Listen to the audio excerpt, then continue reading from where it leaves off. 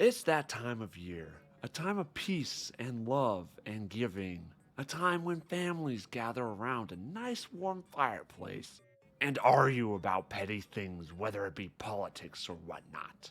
Are you tired of this racket? Don't you wish you could just deck their halls so that you can have a silent night? Well, that's illegal, unfortunately. But Way Forward has a great alternative. Instead of wailing on each other in real life, why not put the smackdown virtually? Stop being driven apart and come together to vent your frustrations by beating the Grinch out of a bunch of virtual criminals and scumbags. And why not look a little cute in the process? That's the goal of River City Girls 2. The more and more I get to know Way Forward, the more I like them as a developer. Their games are often throwbacks to a simpler time in gaming before expansive open world games with a heavy focus on story became the norm. These games, more often than not, focus on tight level design and some of the best controls this side of the Mario Bros. But I will admit, my first experience with River City Girls was, well, lukewarm. I thought it was a cool and fun arcade inspired beat 'em up, but I never felt reeled into the franchise like I was with the Shantae series. The first game felt a little too linear and predictable. That's often not a bad thing, but I've come to expect more from Way Forward. Needless to say, the more time I experience with these wild badass girls, the more it's grown on me.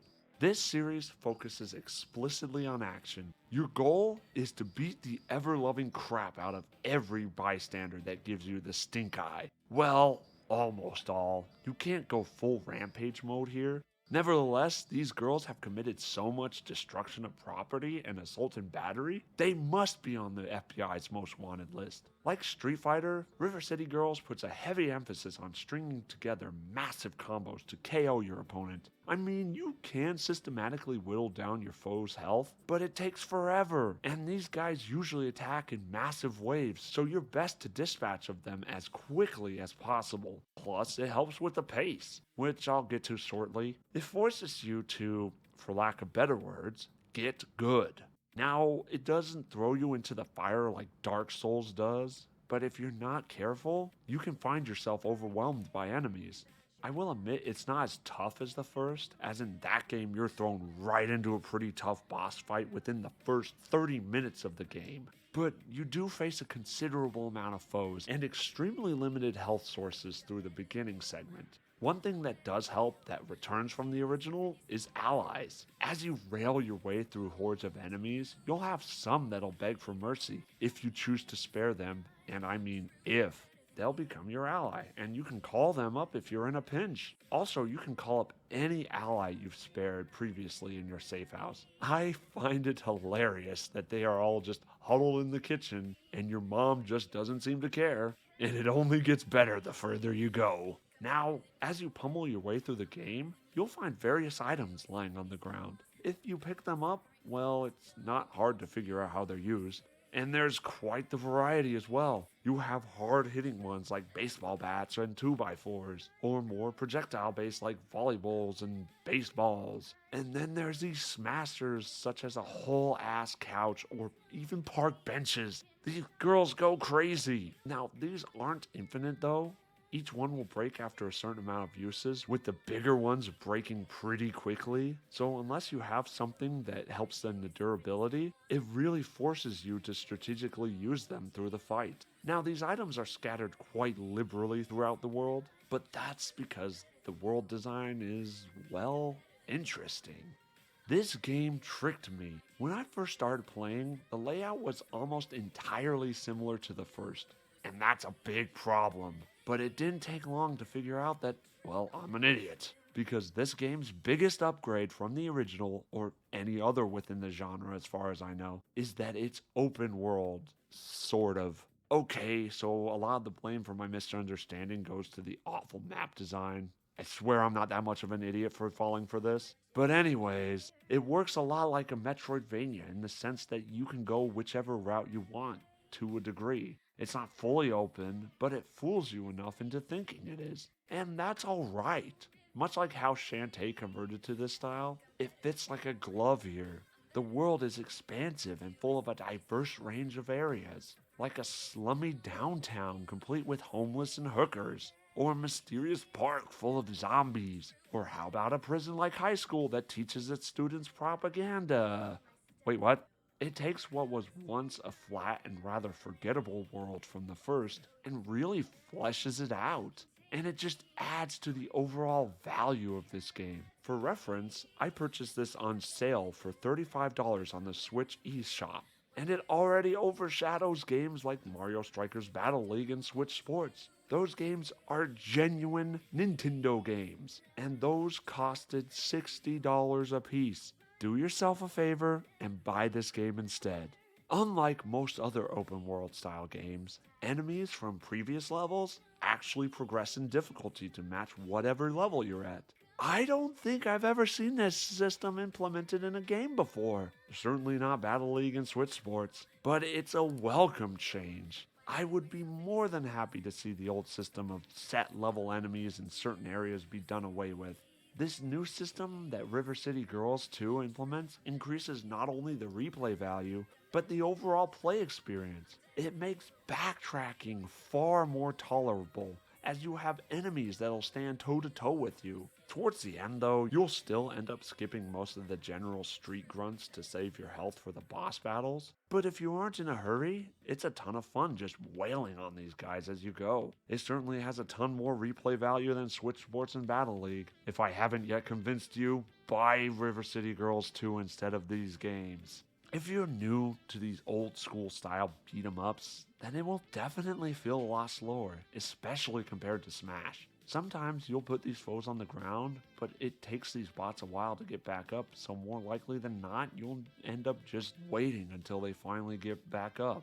In most situations, this is remedied by having waves of enemies come at you, but even then it happens more than I'd like. As you progress, it does get better, sort of. There's this dojo that you can visit to unlock more moves that helps you get more out of your combos. And the higher your level, the better these moves are, so it really helps you string together epic combos, which really helps the deeper you get into this city. The slower pace does feel clunky at first, especially if you are more familiar with something like Smash, but Smash's quicker pace suits its tight 2D platform fighting environment. As said before, River City Girls focus solely on fighting and to a lesser extent exploration. These linear 2D brawlers move slower while throwing enemies your way to deal with. They've never cared about this quick pace. It's all about just beating the snot out of your opponents, all while they try to do the same to you. It's about the challenge of how to approach certain foes or how to string together a combo to deal with this bad guy. Am I starting to make sense now? As stated previously, you do unlock more moves that gives you more chances to string together bigger combos that feels really satisfying and makes you feel like a superhero. What I'm trying to say here is the pacing's not really that bad. You just gotta get used to it, but it's something to consider if you're brand new to these style of games. Another minor thing while I'm on the topic of controls, the inputs here kind of feel a little off. The button presses just don't feel like they respond as they should. Admittedly, Smash Ultimate kinda had this problem, but it was something you got used to. Here, I just felt like I never got used to it, but that's just a minor thing. Being a throwback to arcade beat-em-ups, this is on the more difficult side. It's certainly not as hard as the first was, but I feel the balance is perfect. I wasn't tearing my hair out, but I never got relaxed. It's that perfect difficulty zone I like to call comfortably uncomfortable. In fact, let me just say that I love how balanced recent games from WayForward have been. The Shantae games, for example, were criticized for being too easy. In response, Seven Sirens was balanced just perfectly. And if you wanted more difficulty, you need only change it in the menu. The opposite is kind of true here. The first was a little too difficult for some, so they rebalanced it here so that the difficulty is just right. And as an added bonus, you have harder difficulties that you can change at any time. And I mean any time. So say you're playing with a younger brother who isn't as skilled as you, easy, just crank down the difficulty. And when he leaves, just pop that bad boy back up. And you can do it on the fly, so long as you're at a safe house. Difficulty isn't the only thing perfected here. River City Girls does leveling right. As you lay more baddies to waste, the more experience you get. Simple. And if you like to buff any particular stat, you can buy these food items that specifically buff said stat. Nice and easy and comprehensive, unlike another recent game. Even if you're like me and just bull rush through the explanation, you'll still figure it out because these foodstuffs also restore health as well. And then there's endless stores that offer you different items that give you different stat changes depending on if you want a more defensive loadout or a more offensive one. Obviously, I kind of went more in the offensive approach because I'm kind of more in the range of offense is the best defense. But every man to themselves. Everything you can customize to suit your own personal playstyle, even when it comes to weapons. You can buy specific items that'll either increase the lifespan of certain weapons, or they'll boost their attack, or even give them a status effect. So there's this bra that you can get that will make certain projectiles explode at random times. Seriously, there's almost too much choices here. Now, as dynamic and diverse as the leveling and items are, the same can't be really said about the story. I mean, it's not bad, but the best way to describe it here is basic, and that's not a bad thing. It starts directly after the first. Don't worry, you don't need to know prior knowledge of the first game. With it playing closer to its arcade-inspired roots, it doesn't need a heavy, narrative-driven story like The Last of Us, for example. Its plot is simple and to the point, and it should be. Admittedly, it's a little deeper than the first game, and that's not saying much, as that one had a plot so simple it'd make Mario games blush. In this particular example, the girls' boyfriends are kidnapped and they go and rescue them. That's it. Like I said, Mario would be proud. River City Girls 2 has a little more going on here. There's more characters and various motivations for each one. For instance, Marion here, who's usually a good guy, was brainwashed by the main villain. So when you help her out, she becomes dead set on getting revenge on those punks. The motivation on the main two is a little simple though. The girls' boyfriends aren't kidnapped like they were in the first. In fact, they are playable. Instead, the main villain of the first returns to her father, who's not only this Yakuza dom, but also an absolute unit. He breaks out of prison like a boss, and he begins his plans for citywide domination. How are these little teenage girls supposed to take on this absolute tank of a human being? Well, they aren't alone. They have friends.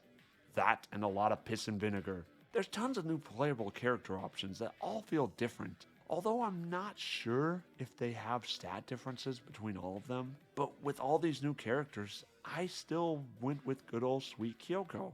Why? Because I'm more familiar and comfortable with her moveset.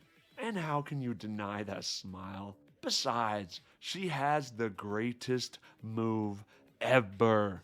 But of the new playable characters, I tended to gravitate towards Marion. For some reason, she feels like a tank. Again, not sure if it's the deeper stat differences between the characters, or if it's just the fact that she looks like a tank, so please don't at me. But I swear, after I unlocked her, I spent an hour just beating the crap out of NPCs just for fun and leveling her up because it's so satisfying. And her character is just so cool. I mean, she's this super serious lady surrounded by goofy schoolgirls and weirdos, and it's such a funny fish out of water thing. And that's the defining characteristic of this game. All the characters are superb. And that's something that I've come to know and love about WayForward. Kyoko, for example, is this bubbly, ditzy pseudo-valley girl who's a lot of fun. And Misako is the embodiment of get to the point. Yes, she still puts up with Kyoko, but it's this opposite attracts sort of thing that makes them work together. And of course Marion, whom I've already talked about. And then there's the boyfriends who I'll get back to you on. And also Pruvy, who's just got this funky, fresh spirit to her. Nonetheless, each character has a fitting personality that makes sense and ultimately is just a ton of fun. And they all just have fun dialogue that's just so witty, again, a staple of WayForward games. Please don't stop doing this. What WayForward has done here is take the original and enhanced everything that made it great. The original was a straightforward arcade beat-em-up with linear progression. This one takes that and naturally expands upon it. River City Girls 2 is more open and allows you to choose which path you wish to take. There's far more upgrades to help you buff your stats whichever way you choose. The already fun characters are given even more cool characters to interact with. Everything is just X times 2 from the original, and this is the second time that WayForward has done this. I don't know if it was fate that allowed me to review both this and Seven Sirens so close together, but whatever it is, I'm glad it happened. The positive experiences I've had with River City Girls 2 and Seven Sirens really got me paying attention to what this developer is doing. And, well, I'll be following them with great interest, and you should too. And that's my review of River City Girls 2's, guys. This is just arcade perfection. It's such a fun and quirky kind of 2D side-scrolling arcade beat 'em up, and it just works. It works so well, and it's so much fun. I had so much fun with this compared to the original. Not that the original is bad or anything, but this one, like I said, is a little more expansive. But I honestly want to hear what you guys thought of this game. And what better way to do that than to leave a comment. And also hit that thumbs up if you like this. And don't forget to subscribe. And I'll see you guys in the next video. Goodbye now.